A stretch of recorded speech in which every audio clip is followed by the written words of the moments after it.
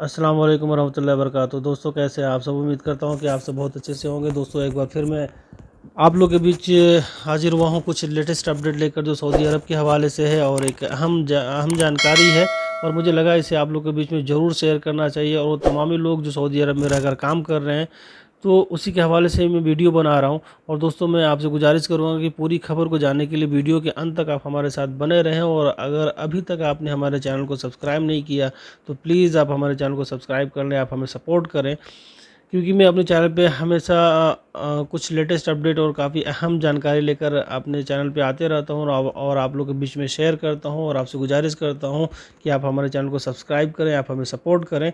और खबर के तरफ में बढ़ते हुए आप लोग को बता दूं दोस्तों कि अखबार 24 पर ये खबर आई है कि लगभग 16,500 लोग जो गैर मुल्की हैं उनको गिरफ्तार किया गया है, जो रेसिडेंसी का वायोलेशंस कर रहे थे, और या फिर वो काम का वायोलेशंस कर रहे थे, या फिर वो बॉर्डर पार करके यहाँ पर आ रहे थे।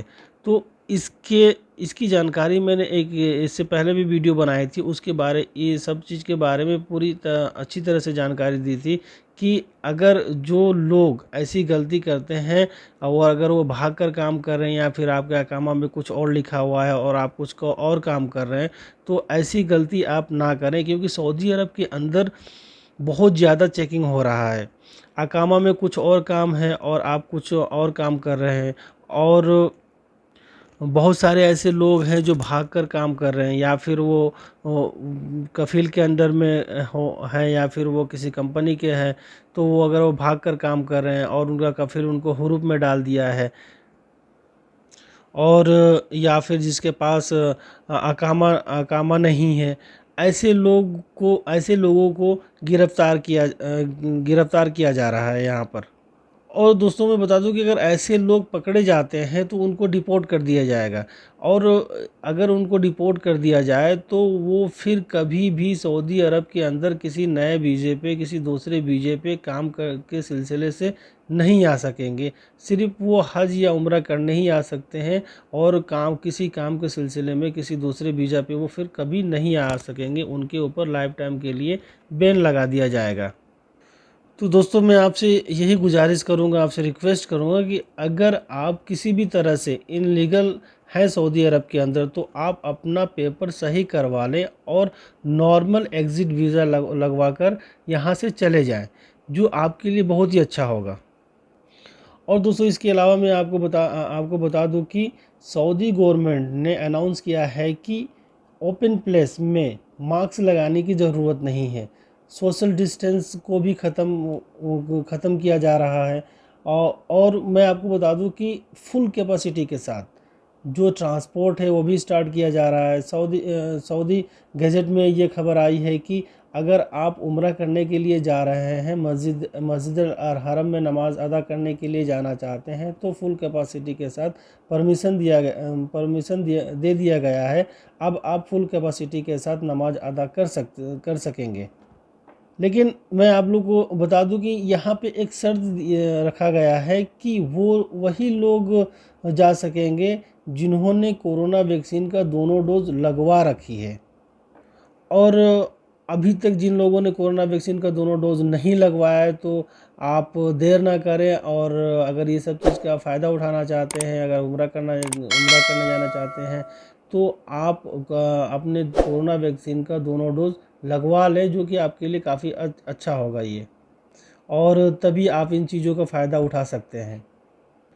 और दोस्तों मैं आप लोगों को बता दूं कि किसी ने जवाजात से सवाल पूछा था कि उनका कोई वर्कर है और उनका फाइनल एग्ज़िट वीज़ा लगा था और वो किसी वजह से नहीं जा सके, और उनका फाइनल एग्ज़िट वीज़ा एक्सपायर हो गया है। तो जवाजात ने इसके बारे में जवाब दिया है कि अब आप अगर फाइनल एग्ज़िट वीज़ा लगवाने के बाद भी अगर आप नहीं जाना चाहते हैं, तो इसके लिए बेहतर यही होता है कि एक्सपायर होने से पहले आप उसको कैंसिल करवा लें। और आपने इसे कैंसिल नहीं करवाया और आप सऊदी अरब से बाहर नहीं गए हैं 60 दिन के अंदर अंदर तक, तो ऐसी सूरत में आपके ऊपर 1,000 रियाल का फ़ाइन लगा दिया जाएगा। और इसके साथ ये भी बताया गया है कि अगर आप दोबारा से फाइनल एग्ज़िट वीज़ा लगवाना चाहेंगे तो उसके लिए आपका अकामा का वैलिड होना बहुत ज़रूरी है।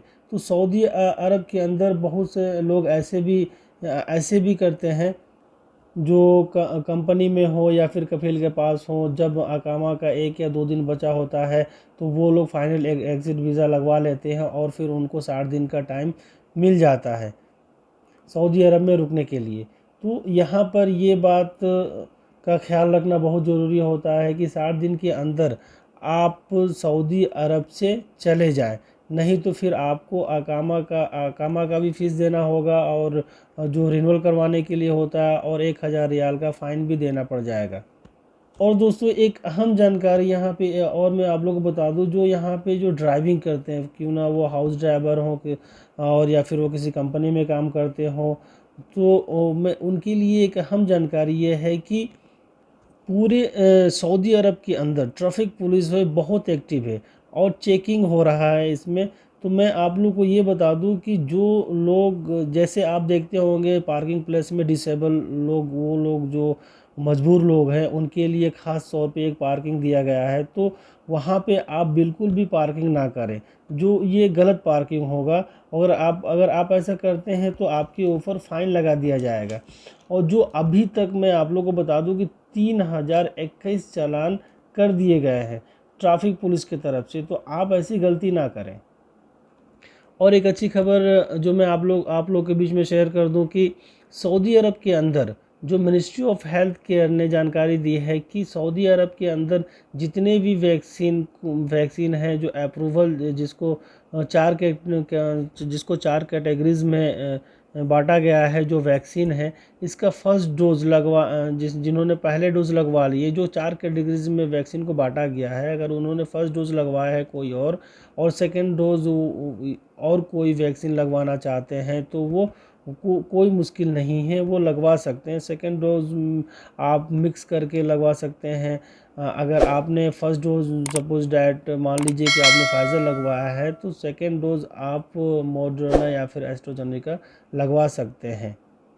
इसमें किसी भी तरह की कोई प्रॉब्लम नहीं है। सभी वैक्सीन का काम है आपके इम्यूनिटी को स्ट्रॉन्ग करना और कोरोना वायरस से बचाव रखना, क्योंकि सभी वैक्सीन का यही काम होता है कि आपका इम्यूनिटी स्ट्रॉन्ग रहे और आप कोरोना से बचे रहें। तो इसमें आप कोई मुश्किल नहीं है कि आपने पहला डोज फाइज़र लगवाया है तो दूसरा डोज अगर आप एस्ट्राजेनेका या फिर दूसरी कोई भी लगवाते हैं जो 4 कैटेगरी में से जो अप्रूवल है, तो अगर आप कोई भी ऐसा लगवाते हैं तो आपको किसी भी तरह की कोई परेशानी नहीं होगी। और एक खबर आई है जैसे कि आप लोग को मैं बता दूं कि जो मिनिस्ट्री ऑफ हेल्थ के जो मिनिस्टर हैं तौफीक अल राबिया, अब उनका प्रमोशन हो चुका है। अब वो हज मिनिस्टर बना दिए गए हैं। किंग सलमान के तरफ से ये न्यूज़ आई है। और दोस्तों मैं एक और अहम जानकारी आप लोगों को बता दूं कि जैसे सऊदी अरब के अंदर मिनिस्ट्री ऑफ होम रेस है, जो चेकिंग करते हैं सामान का, गोडाउन का या फिर खाने पीने की जो चीज़ें होती हैं इनके जो यहाँ पे बिजनेस करते हैं, इन सब का चीज़ों का चेकिंग करते हैं यहाँ पर। तो किसी एक गैर मुल्की जो मिनिस्ट्री ऑफ होम रेस के एक बड़े अधिकारी हैं, उसको 1 लाख रियाल और महंगा मोबाइल देने का कोशिश किया है, जो ये गलत है, ये गैरकानूनी है। तो यहाँ पर उस गैर मुल्की को गिरफ्तार कर लिया गया है। और एक भाई ने एक सवाल किया है, इंडिया में कोविशील्ड लगवा लिए हैं और उनका स्टेटस भी फुल इम्यून शो कर रहा है, लेकिन अब वो सऊदी अरब में आ चुके हैं। तो अब वो सऊदी अरब में दोनों डोज़ लगवाना चाहते हैं। शायद उनका मकसद ये होगा कि अगर वो सऊदी अरब में रहकर दोनों डोज़ लगवा लेते हो तो डायरेक्ट सऊदी अरब आना जाना कर सकते हैं। तो मैं आपको ये बता दूं कि आप अगर ऐसा करते तो फिर आपका 4 वैक्सीन हो जाएगा। और आप ऐसी गलती ना करें, आप अपनी सेहत के साथ खिलवाड़ ना करें, क्योंकि सऊदी अरब की गवर्नमेंट ने जो परमिशन दे रखी है वो सिर्फ जो हेल्थ मिनिस्ट्री है वहाँ पे सिर्फ 2 वैक्सीन ही लेना ज़रूरी है, 2 वैक्सीन की ही परमिशन दी गई है, 4 वैक्सीन की परमिशन नहीं दी गई है। तो आप ऐसी गलती ना करें। और जो लोग सऊदी अरब में रह के कोरोना वैक्सीन का दोनों डोज ले लिए हैं, अल्हम्दुलिल्लाह उनके लिए कोई परेशानी नहीं है। अब वो जा भी सकते हैं और आ भी सकते हैं। बस उनका जो RT-PCR टेस्ट होना है वो नेगेटिव होना चाहिए, वो भी 48 घंटे पहले का। और वो जाने से पहले अपना, अगर वो सऊदी अरब में रह के उन्होंने वैक्सीन लिया है तो वो जा भी सकते हैं और आने का भी वो रिटर्न टिकट भी ले सकते हैं। उनके लिए किसी भी तरह की कोई परेशानी नहीं होगी। और किसी भाई ने एक सवाल किया था कि वो अपने मुल्क में रह के उन्होंने कोविशील्ड का दोनों डोज ले लिया है, अब वो किसी बाहर कंट्री होकर सऊदी अरब आ चुके हैं, तो क्या अब अगर वो सऊदी अरब से जाना चाहते हैं तो क्या वो डायरेक्ट आना जाना कर सकते हैं या नहीं? तो मैं आपको बता दूं कि अभी इसके बारे में कोई जानकारी मेरे पास नहीं है। अगर ऐसी कोई जानकारी मिलती है तो इंशाल्लाह मैं ज़रूर आप लोगों के बीच में शेयर करूँगा। दोस्तों, ये थी एक अहम जानकारी जो मैं आप लोगों के बीच में शेयर कर रहा हूँ। और जो अगली खबर है हमारी, जो सऊदी अरब के कोरोना से रिलेटेड है, 16 अक्टूबर 2021 में सऊदी अरब में जो नए कोरोना केसेस आए हैं, 45 नए केस आए हैं, जो रिकवर हुए हैं 41, 110 जो क्रिटिकल केस है जिनका ICU में इलाज चल रहा है, और 2 लोगों की मौत हुई है। तो माफ़ी चाहूँगा दोस्तों, वो वीडियो कुछ लंबी हुई है क्योंकि अहम जानकारी था जो लगा मुझे आप लोगों के बीच में शेयर करना चाहिए था पूरे डिटेल के साथ। पूरी खबर जानने के लिए वीडियो के अंत तक मेरे साथ बने रहने के लिए आप लोग का बहुत बहुत शुक्रिया दोस्तों। फिर मैं मिलूँगा किसी अगले लेटेस्ट अपडेट के साथ किसी अलग वीडियो में। तब तक के लिए अस्सलाम वालेकुम।